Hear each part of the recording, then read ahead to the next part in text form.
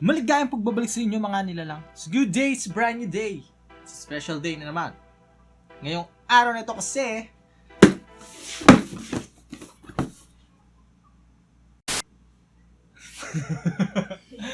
okay, so meron na tayong unang in-unbox na Bluedio dito sa ating channel, which is yung Bluedio Hurricane. Isa yung wireless earbuds kung saan isang wireless earbuds. Okay, kung hindi nyo pa napanood yan, ayan, ilalagay ko dyan sa taas yung link para mapanood nyo at malaman nyo kung anong meron sa kanya.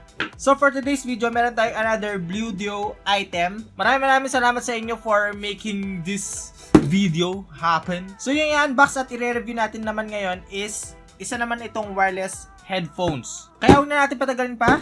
Tignan natin kung ano meron sa kanya. Alright? Ayan.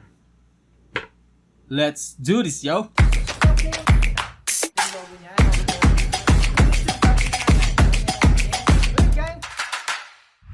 Okay, so pag nag-unboxing na review tayo, hindi pwede na kalimutan natin ang unboxing knife na si... Wait lang. Meron akong i-introduce sa inyo yung bagong unboxing knife.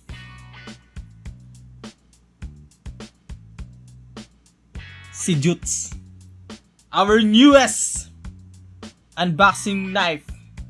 The most tiny... Basta, yun. Ayan, so itong knife na to is inspired by Gerber GDC Zip Knife.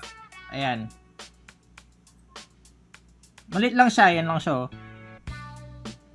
Nabili ko to sa Lazada eh, nasa 150 yata or 130. Pero hindi pa yata kasama dun yung shipping fee, so aabot din siya ng less than 300. Pero yung original na Gerber GDC Zip Blade knife, umabot siya ng 1,000 yata. Yun. So ito na lang nabili ko kasi pang unboxing lang naman eh. Alright. So let's do the unboxing.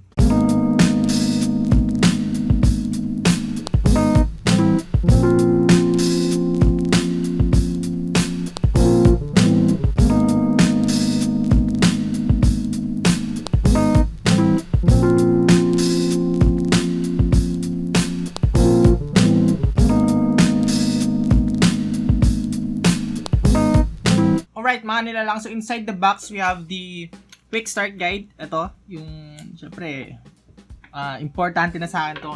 Kasi, nung first time akong nag-unbox ng wireless earbuds, di ko alam gagawin ko. Kaya, don't throw this one. This is very important. Okay? And then, of course, we have the USB Type-C cable. Good choice, Bluedio. Okay? Nowadays kasi parang mas demand na po yung Type-C. Sumusunod kayo sa generation ng technology ngayon. Alright? And of course, we have the headphones. So, meron ako ngayon is color black. So, meron silang tatlong variant. Color red, yellow, and ito, the black one. Ito siya. You know? Boom! So, medyo mabigat siya. Okay, so mag-start tayo sa cushion ng headphones na to. Ayan. So, color black din siya. And then, leather feels. Sobrang lambot, no? Very comfy. You know? Very comfy. Tapos, itong headband niya is same din. Malambot din siya. And, the headband itself is metal. Ayan. And then, yung wire natin dito, guys, is covered by rubber. Ayan. Also, we have the name. Turbine. Tapos, turbine din dito. Turbine din dito. And then, ito yung Bluedio T. Okay, T stands for turbine. So, according kay Google, kaibigang si Google, turbine means producing continuous power. So, parang, ayan no, powerful sound. Alright? Tapos, nandito sa may right side naman, yung power button and yung volume rocker. Tapos sa baba naman is nandito yung Type-C port. And of course, merong mga butas dyan. Hindi ko lang kung nakikita nyo. Ayan yung parang hidden mic. Size niya guys is sakto lang. Hindi siya over the ear. Pero hindi siya masakit sa tenga. Okay, so quick specification tayo. This one is Bluetooth 5.0. Yung pinaka-latest Bluetooth connectivity na lumabas. Okay? Ibig sabihin guys is low latency.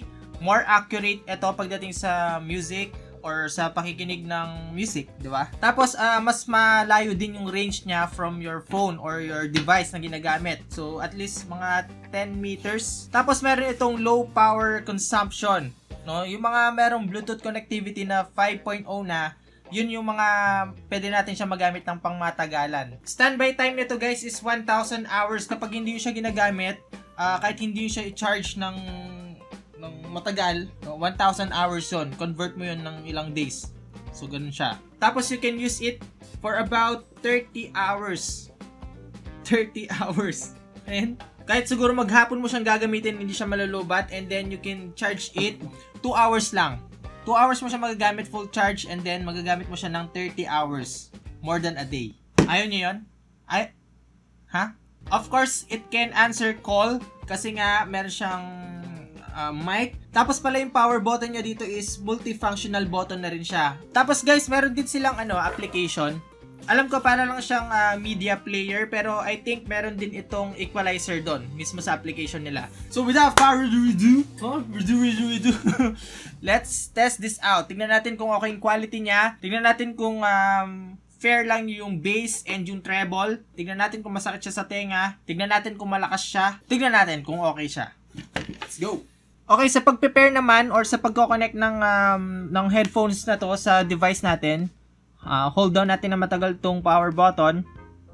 Ayun, narinig ko na power on. Ayan.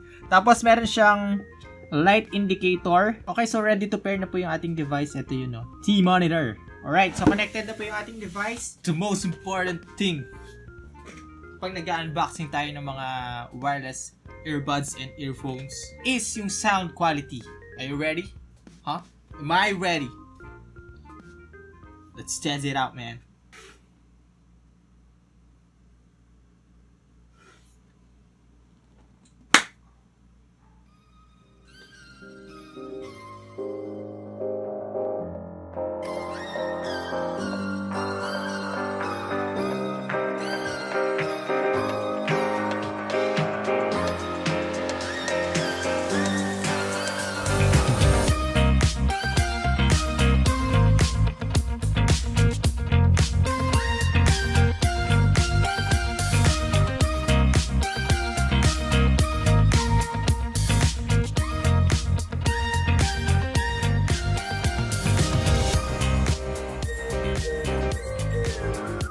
Grabe. Bumbo yung bass niya guys and ang linis. Okay? Smooth. Clean music. Clean sound quality. Solid. I love it, man. I love it. Hindi siya ganun kalakas, hindi rin siya ganun kahina. So, naka full, na to Ayan. Full volume na siya guys, pero hindi siya basag sa tenga. Okay. Sakto lang. Hindi ko akalain na in less than 1,000 pesos, guys. Solid siya. Isa sa mga nakalimutan ko ating sabihin sa specification, this one, support voice control and cloud service. Okay, yung cloud service, yun yung parang compile nyo yung mga playlist nyo na music using their application. Final thought, final comment about Bluedio T-monitor or turbine monitor. Paikot natin to para kunyari magporma. Yan, Para malakas.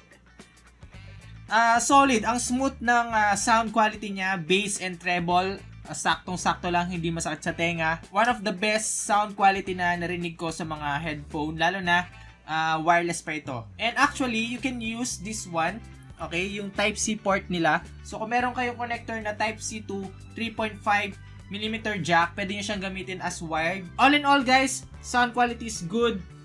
Cushion niya, hindi masakit sa tenga. Hindi siya over the head, sakto lang yung size niya. And yung usage na 30 hours. Napakahaba na yun para sa akin. Isa pa dun is yung design kasi minimal buttons. So we have 3 buttons in total. So what do you think guys? Bibili nyo ba to in less than 1,000? For me, it's a yes. Okay, so kung gusto nyo bumili ng Bluedio T-monitor, maglalagay ako at mag-iiwan ako ng link dyan sa baba. Yun po yung kanilang official store sa Lazada. Yung direct link ng headphones na to and yung mismong official store ng Bluedio. At kung gusto mo pa makita ng iba't ibang klase ng unboxing and reviews tulad nito, pinapayo ko na sa iyo kaibigan, mag-subscribe sa channel na to. Huwag mo na rin kalimutan yung notification bell para updated ka pag meron tayong bagong upload. Hanggang sa muli nating pagkikita. Nice!